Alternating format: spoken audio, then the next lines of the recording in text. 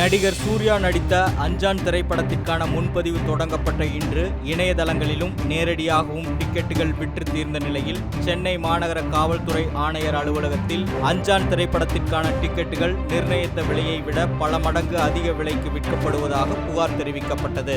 ஒரு சினிமா தேட்டர்ல பார்த்தீங்கன்னா அவங்க நிர்ணயிச்ச அரசர் நிர்ணயித்த விலையை விட கூடுதலான விலை வைக்கிறாங்கன்னு சொல்லி கம்ப்ளைண்ட் ஏற்கனவே கொடுத்துருந்தேன்.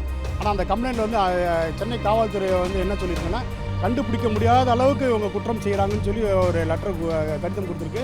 ஆனால் பார்த்தீங்கன்னா இப்போ வரப்போகிற அஞ்சான் திரைப்படத்தை பார்த்தீங்கன்னா 200 250 டிக்கெட் விற்கிறாங்க. அதுக்கு உண்டான டிக்கெட் வந்து என் கையில் வச்சுருக்கேன் நான்.